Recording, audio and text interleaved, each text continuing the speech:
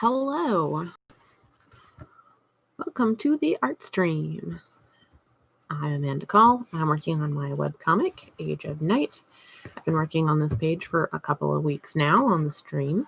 Obviously, I'm working on other things, times not on the stream. I've just been saving this page specifically for this stream, just so I could get as much of it covered on the stream as possible. Since last week, the only thing I've worked on is I did some of this tool inking. So like these curves and a few more like straight lines I did with the French curve and the straight edge so that I did not have to do them on the stream. I see where I missed a spot where I'm going to have to go ahead and knock that out real quick. I don't particularly actually like using the tools like the straight edge and the French curve on the stream. Like I like demonstrating them, but they're kind of cumbersome to use because the spot I have to stream in is like a little bit small and awkward just because of my current pocket studio setup. And so I feel like I'm always banging into stuff when I'm trying to use these while I'm on the stream. So, all right. So hopefully that's it. Hopefully that's the end of using tools for this page.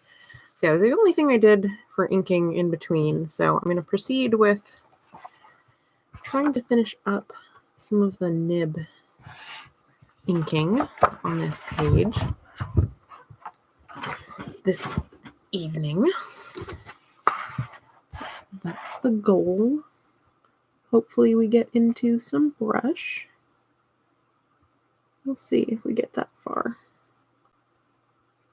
Just got a couple of details left on this panel to do with nib before this one is mostly done.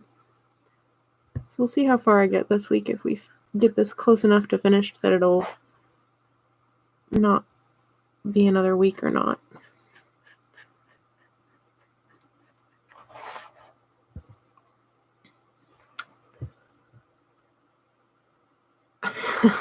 Yeah.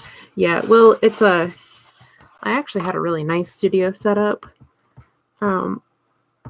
but we have weird life changes going on right now because pandemic. So my studio currently is in the corner of my bedroom. So I'm doing what I can with what I've got, with what I've got space for.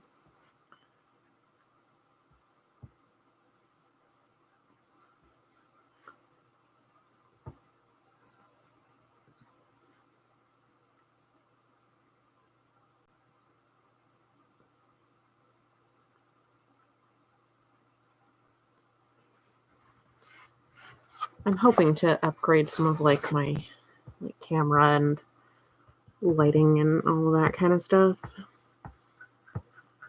eventually here, but it's just super not practical when I have everything crammed in the corner of my room. It's like I do also have to actually like sleep in here, so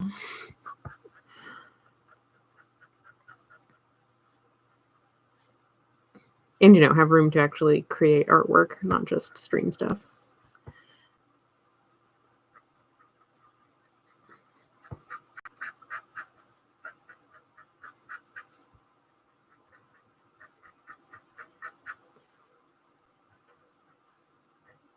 All right, there's the texture on the top of this barrel. There's a little rim there, and the banding, which I'm doing in this direction as opposed to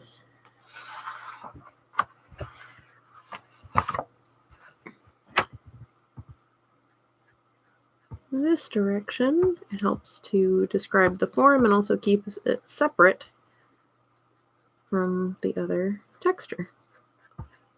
The lines are going in different directions.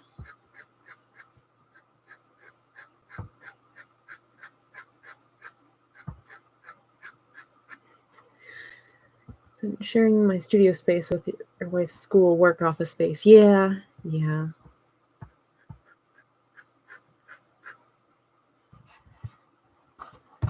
My studio is actually in a like separate building. It's in like an outbuilding. But my husband has to teach in school, so he's been in isolation. So my studio became his like bachelor pad. So that's what happened to that.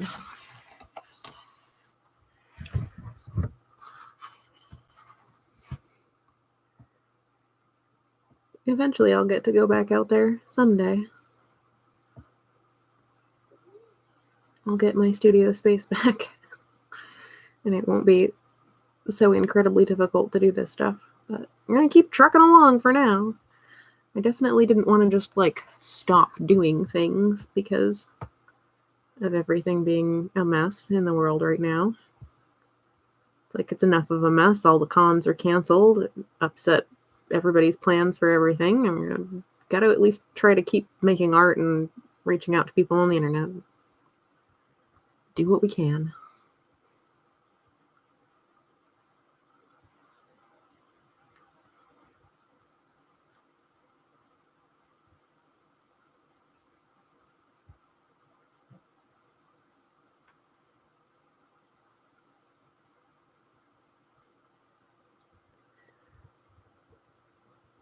That would be good. Yeah. More space. More space. I was very pleased to have gotten my nice it's like an old like hunting camp building. It's where my studio was and where my husband currently has been staying. Because for many, many years my studio was just a desk in the corner of the living room. That's very frequently how it has been. And now I don't even have space in my living room because my kids have to do like their homeschooling stuff there. So, well, remote schooling, I should say. So I'm stuck in the corner of my bedroom like I'm in frickin' high school again or something. But yeah, it's definitely difficult. Like, it's, yeah. It's definitely difficult because, like, and people don't understand when you're like, I need more space. Like, I need to move into a bigger space because I have to have, like, my work. You know, I need more space to work. And they're like, oh, you're just drawing. Like, you just need a little desk and it's fine. It's like, no. Stop and think about all the things you use for your job. Like, imagine that you had to have, like, all of these things that you have for your job in, like, an office building. Imagine you had to have them at home. It's like, it's more than just a desk to draw on. There is so much more to it than that. Not to mention if you work like traditionally, like I do, like I have a giant flat file that's got all of my old comic pages in it, and I've got art supplies and, you know, light, like a portable light table, like all this kind of stuff. An enormous scanner because I'm working on full-size tabloid sheets of paper. Granted, I've brought some of this on myself. I could be drawing on a computer like most people, but I insist on being a dinosaur, so here we are.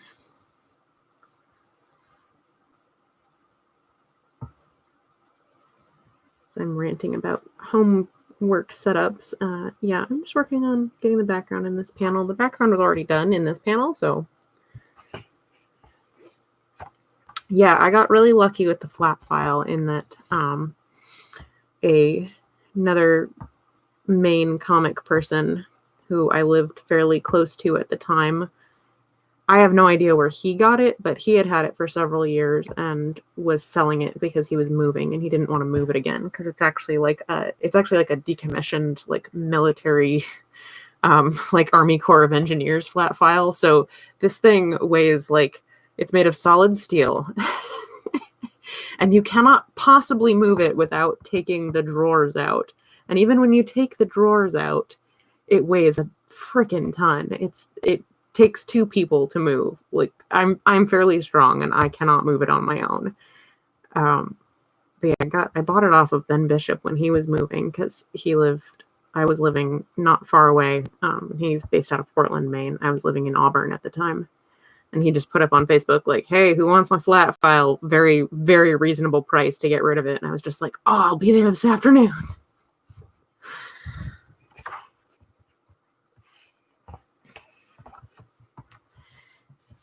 Yeah, I like nibs. I actually learned inking on nibs first and then moved into brush after that. And now I do brush and nibs. And pretty much the only thing I use the tech pen for is if I have to, like, I use it for like panel borders and word balloons. And if I have to use like a circle template or an ellipse template are about the only things I use tech pens for.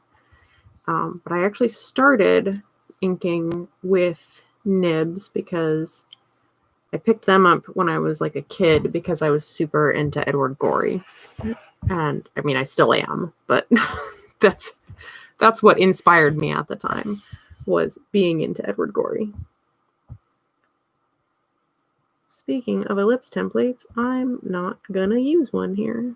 I'm gonna freehand it, and it's gonna be a little bit wonky, but it's okay. So yeah, I learned how to do like pen and ink drawing first. And that's, you can still see that influence obviously in my backgrounds a lot. But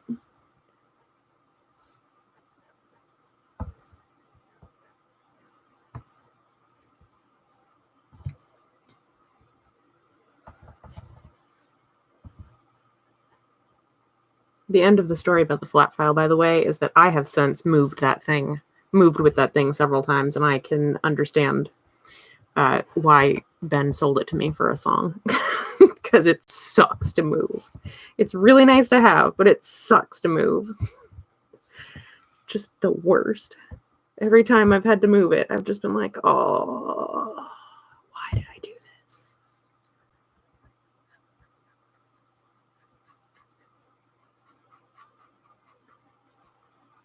All right, we've got our little crowd back here. Just gonna get a few little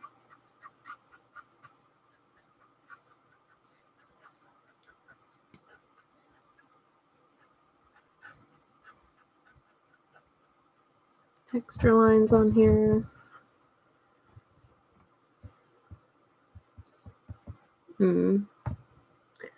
Does the too much pressure otherwise, so a brush has taught me to be more loose. Yep. Yeah, it depends on the nib. There's so many out there. Most of the time, what I'm inking with right now is a Hunt. Oh crap! I never get this right. Whether it's 102 or 107, it's the stiffer one. It looks like this. But these are like super basic. You can buy them in like freaking AC Moore, like you can, or Michael's. You can find them pretty much wherever. I go through a lot of them, so I tend to buy them online. Obviously, you can see it's kind of gunky. I need to replace this one. And I use the school nib for lettering.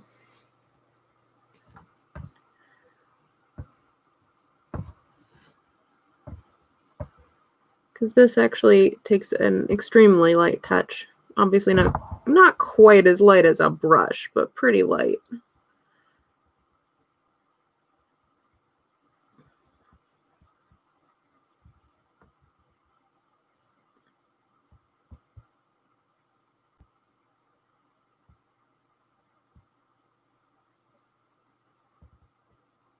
I find that nibs are also way more susceptible to like bad ink and paper combos than brushes are.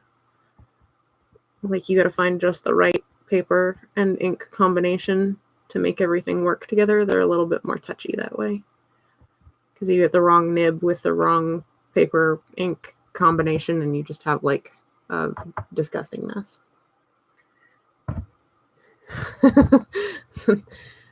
Center for Cartoon Studies? Is that where you went? Is that what if I'm remembering my abbreviations for other art schools correctly? That is a cat hair on my nib. Get out of here.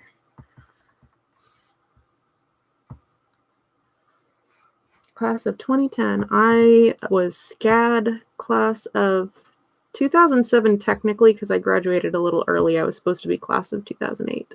So I've got my sequential art degree at SCAD. a long time ago now.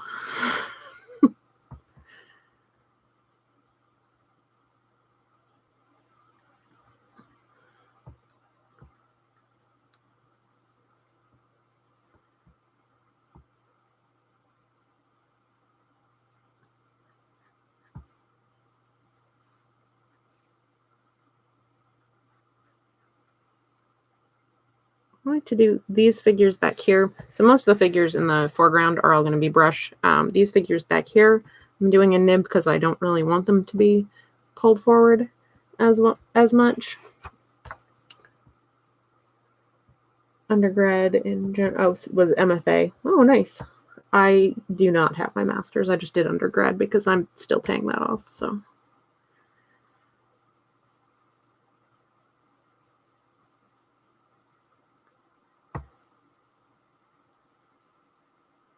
My master plan is to get like famous or something, and then someone will let me just go and get my master's for free. It's not probably going to happen, but if it did, that'd be cool.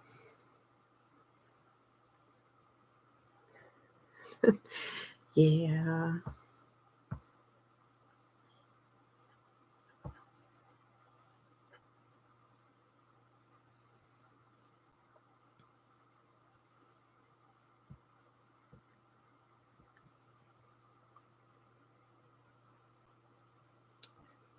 Digital print shop manager. Oh, that's a cool job, though. It's at least related. Like, you're at least using relevant knowledge. I am a stay-at-home mom, so I am an illustrator. I do my own work, and I am paid by a lot of people as a freelance illustrator mostly in the tabletop gaming industry, although I've done some other stuff as well. Comics are like my primary jam, but I've made way more money doing illustrating as in tabletop gaming. So, I mean, they're very similar disciplines, though. It's all about effectively communicating visually. So, but during the day, I am taking care of my kids, and I have like a side gig in hospitality that is like a work from home thing, so that helps to provide the steadier income.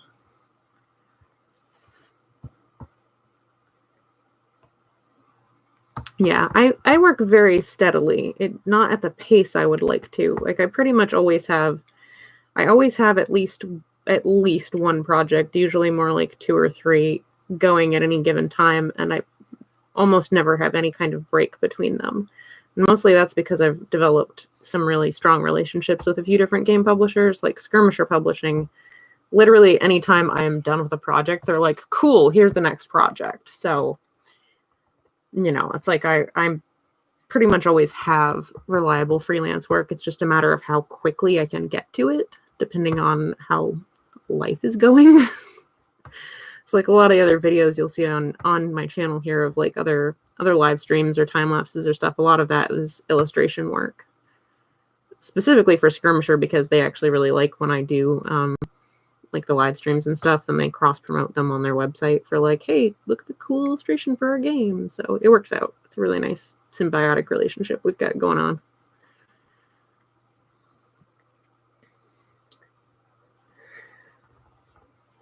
Yeah, the comic that I'm working on here is my webcomic. It updates weekly, so I don't precisely get, like, I net about 1 page per week, but it's not precisely how I work. I tend to work on these in batches. Obviously on the stream that doesn't really translate because I'm just working on one at a time to provide some continuity for what I'm doing here.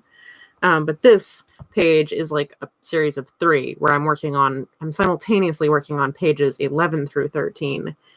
And like, I'll draw them all at the same time. And then I'll move on to lettering them all at the same time, inking them all at the same time. And I actually found that tended to work a lot better for me because I wasn't switching gears as often. And so it allows me to get into more of a flow. Especially when it's like, yeah, you're primary creative time is like nights and weekends, or a couple hours in the afternoon while the kids are outside playing or whatever, then oh yeah, almost certainly. If you have volume 1 of my book, yeah, you almost certainly picked it up at MECAF. I've been to MECAF for many years. I've only missed a couple of them ever.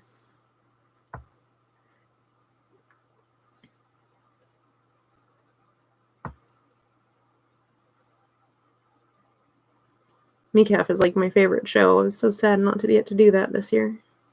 Looking forward to getting to do that again sometime soon. I don't know if it'll be 2021 or not, but hopefully sometime soon. Yeah, I'm up to volume 3 at this point, published. What I'm working on right now and what is currently uploading every week online is what will eventually become volume 4. Yeah, you know what? That happens. True story, when I first got married and had my first kid, I didn't actually work on comics for about 2 years. I basically paused all work on this comic and pretty much anything else other than like a little bit of freelance work. I was doing very little freelance work, but a little bit of it just to not be doing absolutely nothing. But I didn't work on this project, and I didn't do much for approximately 2 years because it was just such a big life change of like, oh my God, I'm married and I have a kid, and like I have to figure out how to do stuff with a baby, and what do I do? And yeah, that took a long time to find my feet again afterwards. And it seems crazy to me now when I look back at it, and I'm like, really? I didn't work on this for like 2 freaking years? No, I didn't. It was a lot, though. It was a big life change, and sometimes it takes a while to figure out how you're going to make it all work together.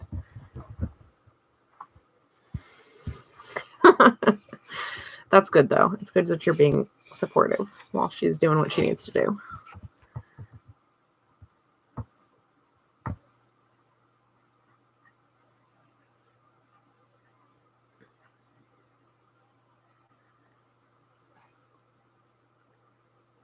Coming out of nowhere. Hello, comics altruism. In out of nowhere here. The stability, marriage, but yeah, I can definitely see that. Now that I have a better, certainly once I've figured out my routine, like it was really just the adjustment of figuring out like what my new life routine was going to be like, because it came with not just, we got married and had our kid very shortly thereafter. But it was really more just the like change in like how I had to structure my life and my days once I became a homemaker and stay-at-home mom. It was like such a different routine. That was a big part of what made it so difficult to like keep finding the time to be creative. It's just I had to completely figure out how my day was going to work all from the ground up again, and where I was going to get the energy from, and how that was going to happen. So but definitely now that, obviously I figured that out a while ago. My kids are like 5 and 7 now. And yeah, having stability once you figure out what that new routine is going to be, that definitely is a lot better to be more consistently productive.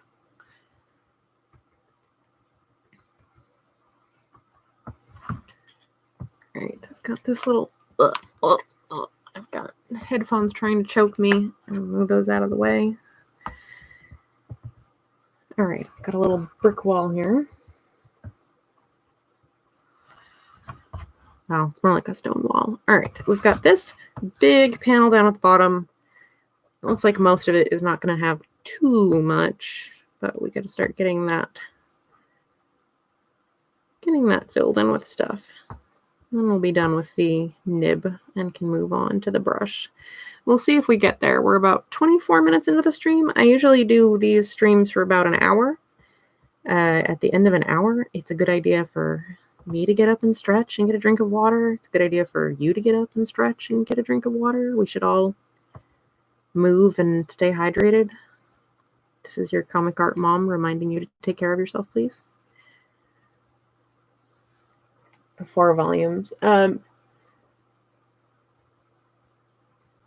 Yeah. Well, this was part of the grand strategy with this project, was that chapter 1 was actually my my senior project to graduate. And so I took a class like my second to last quarter at SCAD that was a concept development class, and I used it to develop this project. And then my final quarter at SCAD, I did the senior project, which was the first chapter of this, which is the first chapter of volume 1. That is exactly what I drew when I was a senior in college. Eek. And then I was like, I wasn't really sure what I wanted to do with it, because it's like, I have this giant story and I want to keep working on it, and I don't want life to just stop me from working on it. And so I was like, oh, I'll just start uploading, but I knew it would be a long time before there would be enough of it to print. So I was just like, I'll just start doing it as a webcomic. And it wasn't really the plan at first. I don't know, maybe subconsciously. Maybe my subconscious is more clever than I am.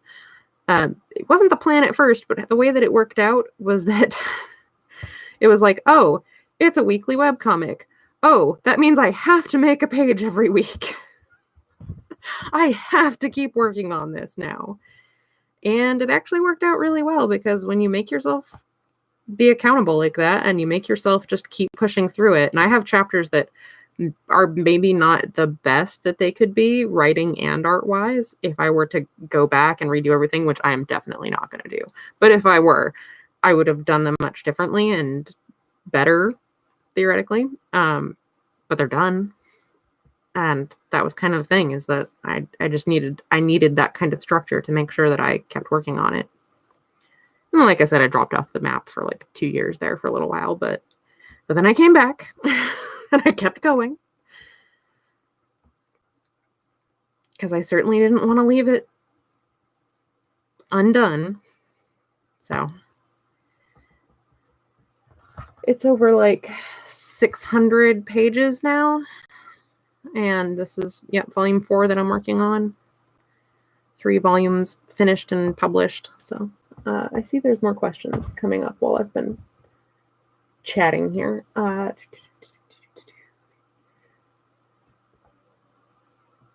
Right out of school motivation. Yeah, it keeps you going for a little while. This is, oh, you found me through my lettering tutorial. Yay. I'm so glad when people find that tutorial useful. This is a Hunt 107 or 102. I can't remember. I'll clean it off here in a second and show you. They come in a 2-pack usually, or you can buy them individually online. But if you go into like almost any art supply store, you can find them in a 2-pack together. The Hunt 107 and 102. I can never remember which one is which. I just know when I pick them up, it's the one that's stiffer, not the one that's as squishy. And they have a different shaped hole. So let me clean this off so that you can see. It's the one with the, there you go, with the round hole, not the long hole. Yeah, the other one, they come packaged together, and whichever the other one is a little bit more flexible, and this one's a little bit stiffer. The more flexible one is also a little bit finer, but I find they're harder to control. They're a little bit too springy for me, so I usually use this one. That one, it's like, it'll go from like, oh, I barely made a mark, to, oh, I made a giant fat mark. Like with almost no warning. And I'm just like, no, I don't like it. You're not a brush, you're a pen. Why are you acting like this? Oh, I'm out of frame. Hold on. There we go.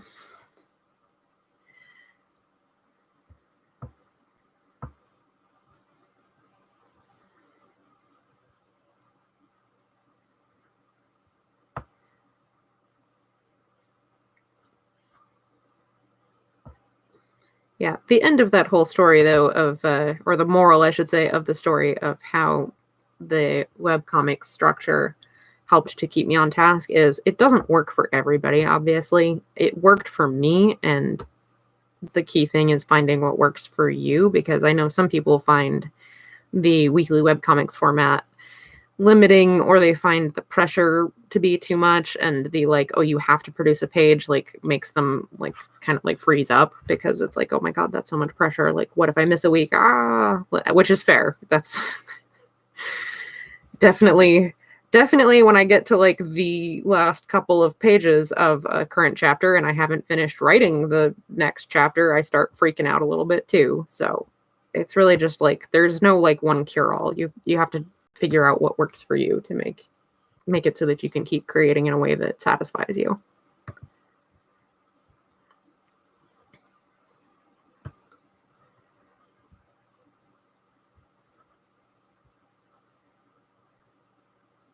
Trying to make sure these still look like shrubs and not, I don't know what's going on with this part right here. I don't like how that's looking. It's looking like a weird jelly bean. I'm gonna break that up a little bit. I don't like how that started. I don't like the shape that started making. Weird. I'm gonna step back and look at these shapes sometimes. I think it needs to come down a little bit here too. I think that might help.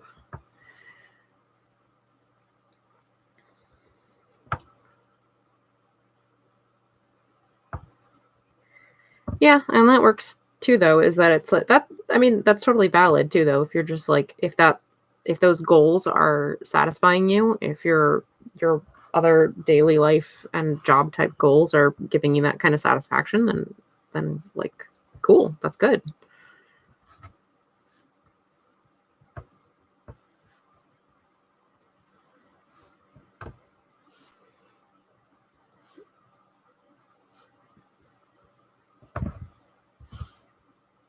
And it is a major struggle getting a following. I don't know if I have what I would call a following. Like, I have people who read my comic. It's not like a lot of people, but it's some people. I have some subscribers to this YouTube channel. Not a lot of them, but some.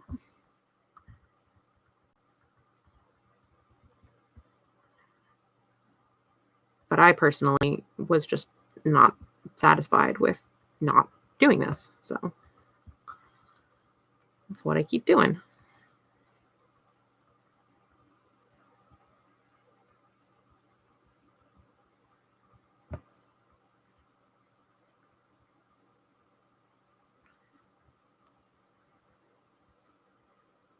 Awesome. Thanks.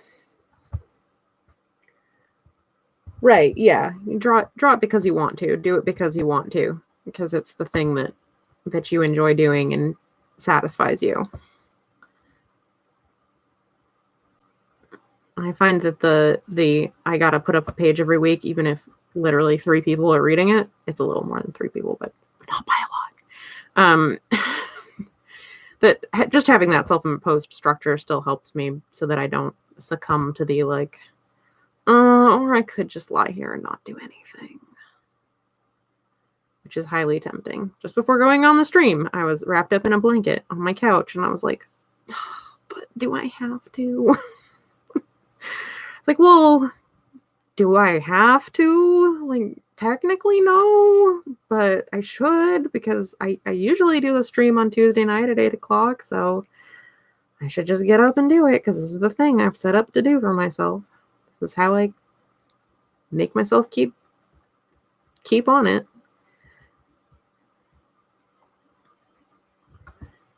There's another little shrub down. And we got a little tree back here. I might need to move on to something else for a minute and come back to my little trees, because I've already done a lot of that scumbly texture. Just move on for a second and circle back to that.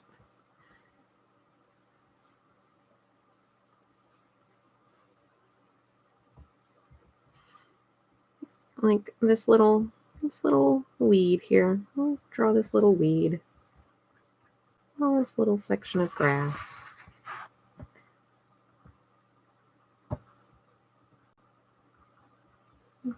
Other little sections of grass and weeds and things.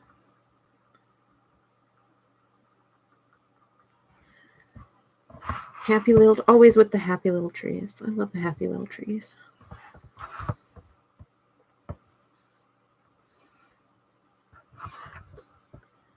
All right, got this little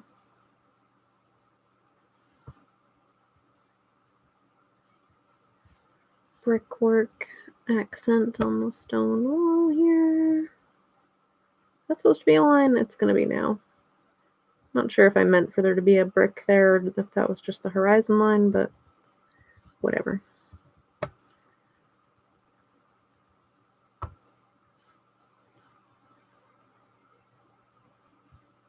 Oh, that's how I'll make myself want to go back to scumbling. I'll stipple for a little while.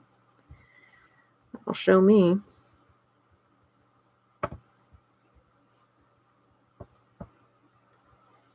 What time are we at? 35 minutes. Okay. I might make it to a little bit of brushwork tonight.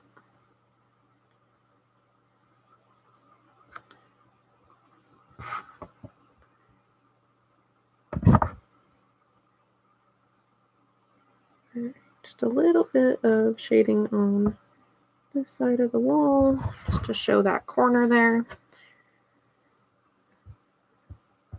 A little bit of that stippled stone texture on the wall, but not as dense as the brickwork, so that they stand out from each other. I meant to put the little like moss and stuff on the top of this wall.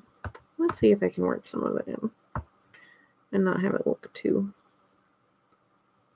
goofy. Everything's supposed to be kind of overgrown and old here.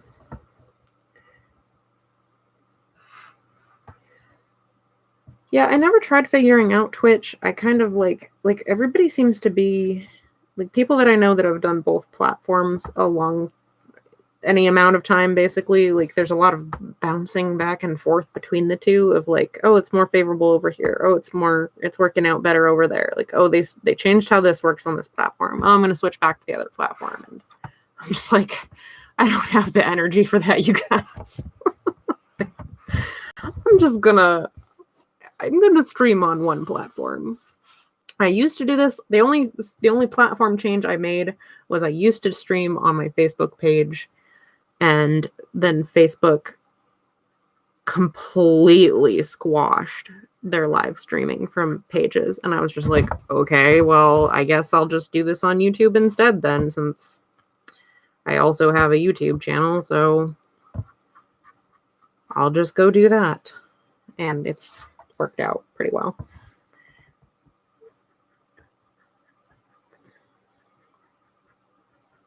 I think that's the only time I made a jump was when Facebook decided that nobody needs to see the streams from their pages. I'm like, all right, fine then.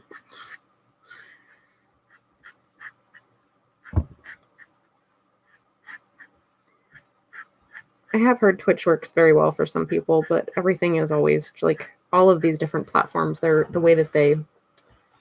Yeah, that makes sense. Yeah, if you're way into gaming, then Twitch, absolutely, Twitch makes more sense.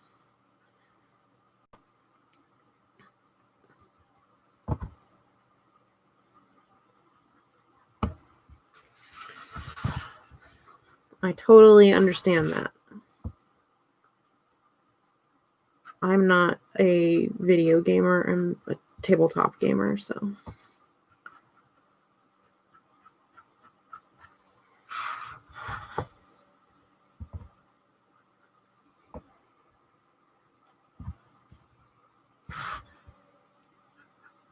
Come on, make a mark, dang it.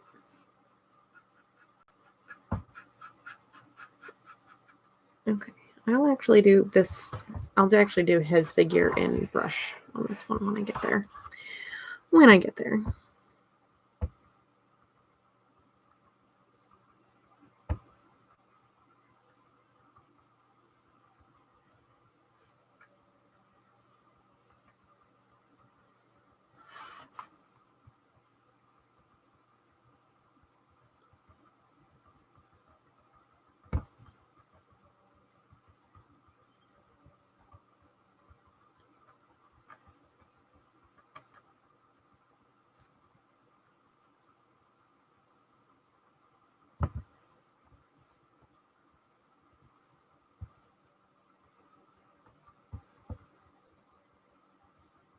fill in more of this space.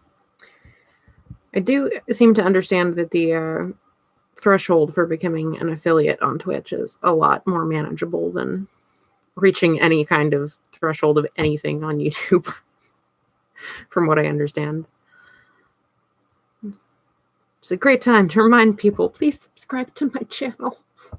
Please.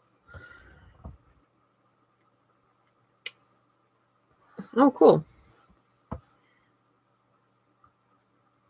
I'll be streaming over on your sketching I'm doing tonight is for a video game music cover band. Okay, I gotcha.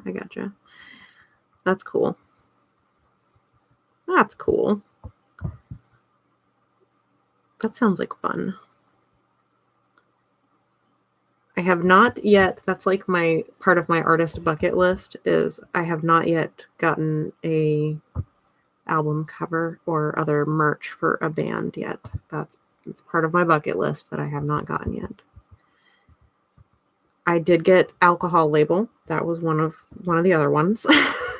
I made a label for Dragonfire Meadery, which I was very excited about because I was like, yes, alcohol label.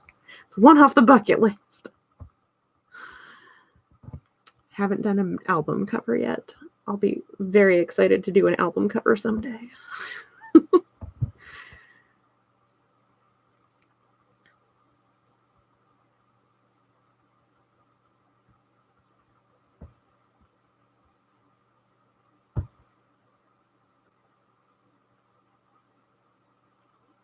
I have one friend who I went to school with who, like, his primary thing, like his big bread and butter is doing album covers and like t-shirts and stuff for different bands, which is kind of cool because he posts about the work that he's doing and then I discovered new music that I like. I'm like, okay, cool. It's always just like, oh, that's so cool. Your artwork is on this album cover or your artwork is on this t-shirt for this band. So jealous. So awesome.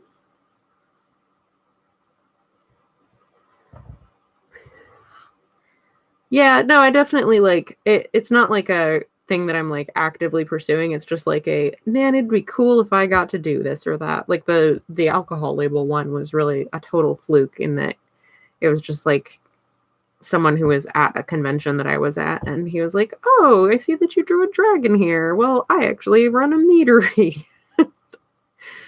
Well, all of our different meads are dragon themed. Would you be interested in doing a label for us?" And I was like, shit, yeah.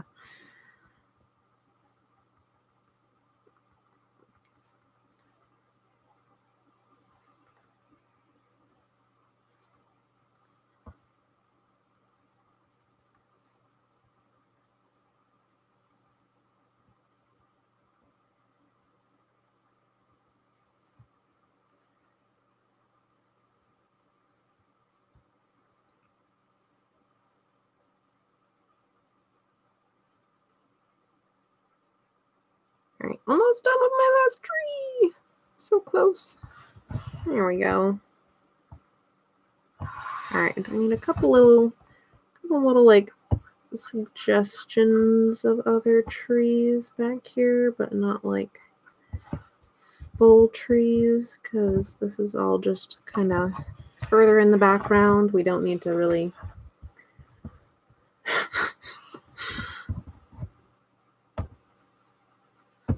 we don't need to make this come too far forward.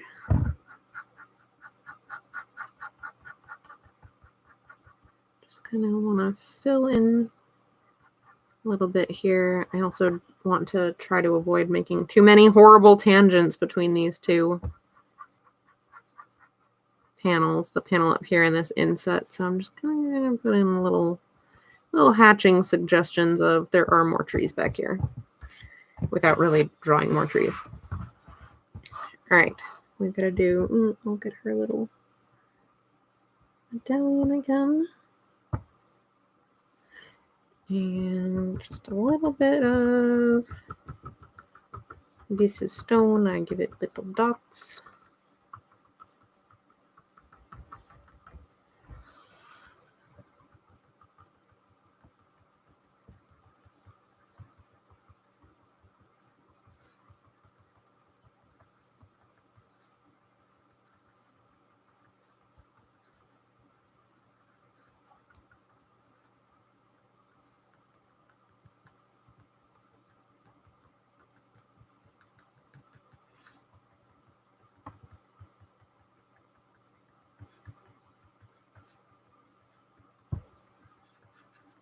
all the little dots.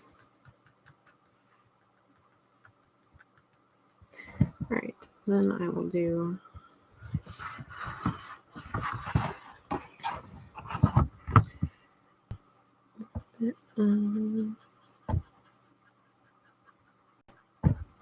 shading under the edge of these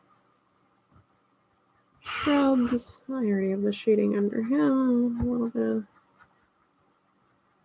shading along the wall. A little more under the shrubs. Over here.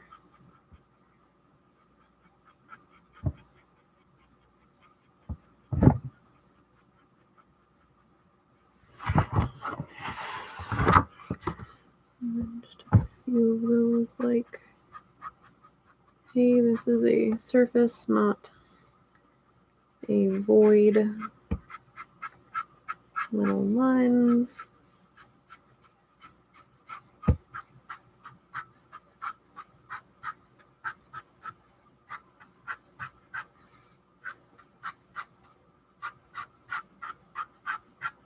Which, granted, looks like a little bit more of a mess in this stage because you can see all my underdrawing, but all of that gets pulled out in Photoshop when I scan it in. So all of those colored lines you will not see any suggestion of in the final product. So it's fine. It just looks a little bit messier than it actually will.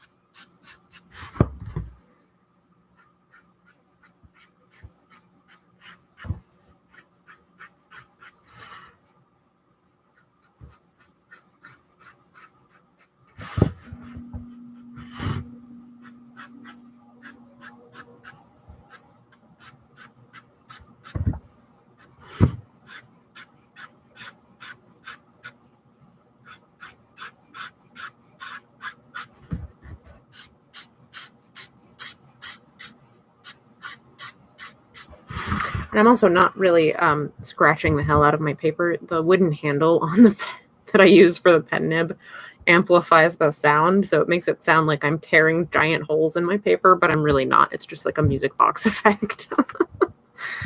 It sounds way worse than what is actually happening.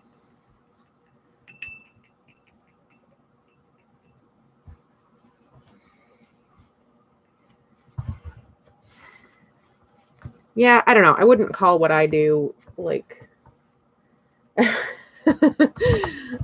need to add a step. No.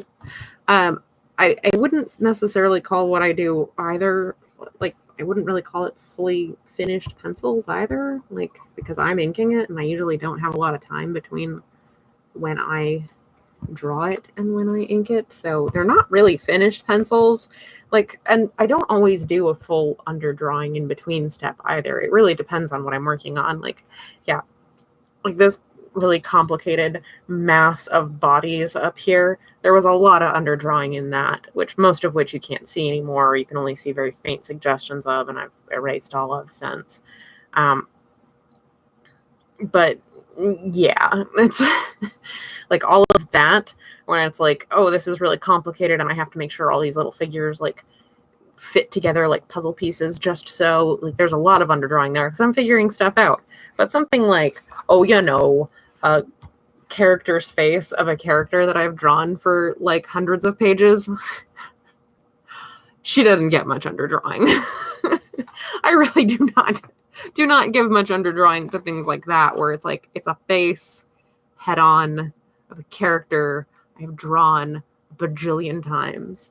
Like, I'm not going to add more steps here. All right. I have finished the nib work. For the nib, I was using my Royal Talons ink. I like that. I just discovered this recently, actually, but I actually like the way that it flows with nibs a lot better. I'm going to move that out of the way. And I'll only get to do it for a few minutes, but I may as well, rather than cutting the stream super short, I may as well get started on it. And I will move on to doing a little bit of work with the brush. For that, I use the Winsor & Newton. Usually I have the big bottle. They were out of stock in the big bottle, so I have the little baby bottle. And the good old Series 7 to ink with.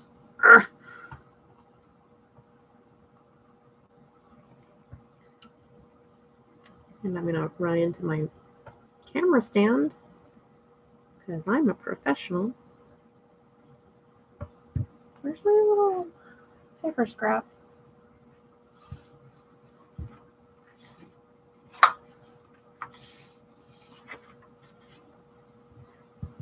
It's missing. All right.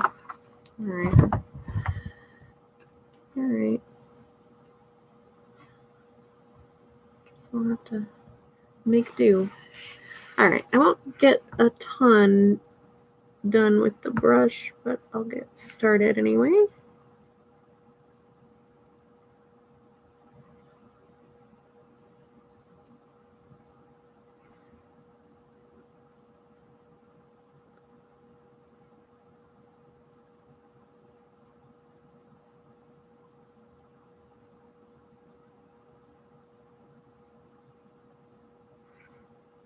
And so yeah, it looks like I'll probably finish this next week on the stream, which will be the most complete job I think I've done on a page on a stream in a long time. A lot of times I only get like 1 or 2 steps in on a stream, or part of steps, just because of the timing.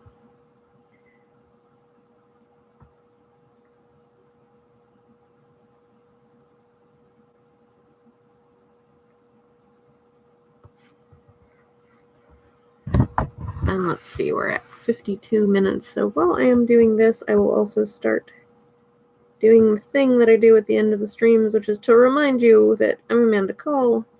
I am working on my webcomic, Age of Night, which you can find at ageofnight.com. That's AGEOFNIGHT.com. Updates every Wednesday with a new comic page. It is up to chapter 24 online, and all of that is available for free. However, if you like it and you want to help support me, I do have a Patreon. You can find me at patreon.com/ageofnight, or just search my name, Amanda Call.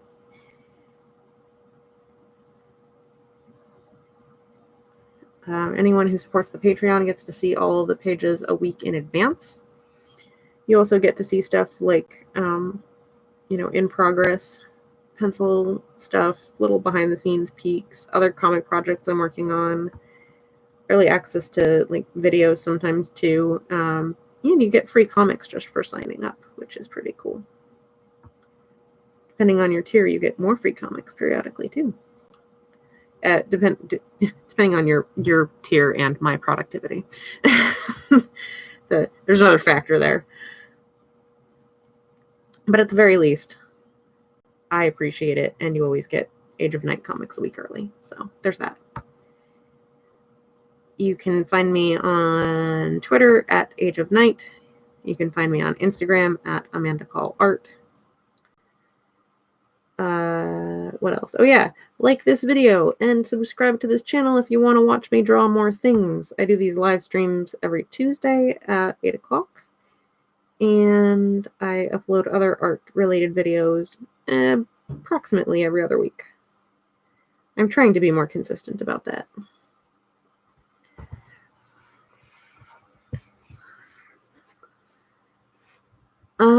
What else? Oh yeah, so the whole comic is available online for free. You can also buy copies of it. Typically, you could buy them from me at conventions, but obviously, well, that's not happening right now. If you're more of a PDF ebook person, you can buy them at skirmisher.com. They're my little publishing partner. Really nice, high quality PDFs. The published editions of the book have bonus content, including like bonus short stories that are not available online. So you do get something extra besides the satisfaction of helping to support an independent artist. You can buy physical copies from my friendly local bookstore, the Briar Patch, based in Bangor, Maine. They have signed copies. If you don't see them available on their website, you can always just call them up and be like, hey, I want a copy of whichever volume, and I will drive it to them. I will drive to them and deliver it to them so that they can mail it to you. Yes, you can also buy ebook and physical copies at the big website where you buy everything. That is also a possibility. You know the one I'm talking about.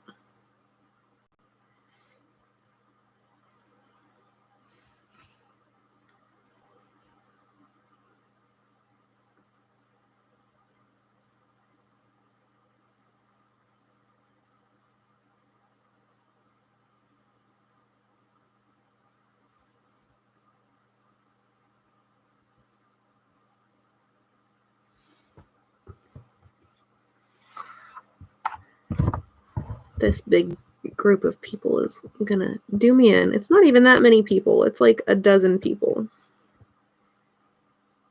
And even that, which is a very small group of people for a wedding.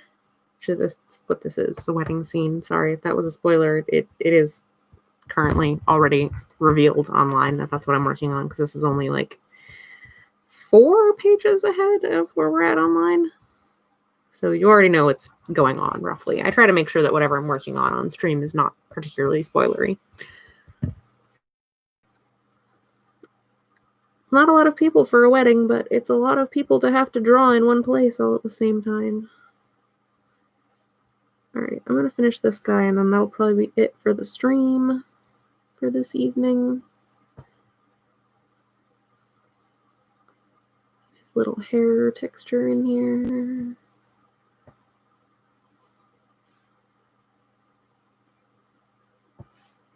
So not a lot of brush drawing this evening, mostly nib drawing, but I at least got to get started on the brush. And I got the background nib stuff done, so next week we should be able to finish it up, or at least get close enough that it'll be the last stream.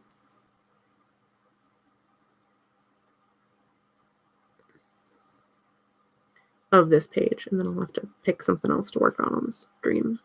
Probably another Age of Night page, given what's currently on my freelance docket.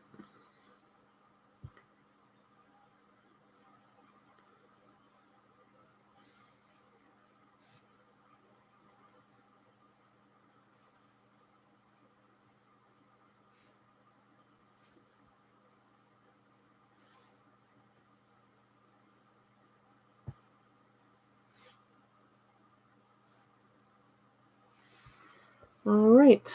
Okay. Yep, we're at almost a full hour. So that's where we're at for this evening. That's where we're going to pause. Thank you, everybody, for hanging out and asking questions and contributing to the conversation. That was a really great stream. So thank you all so much. And I will see everybody next week. Bye.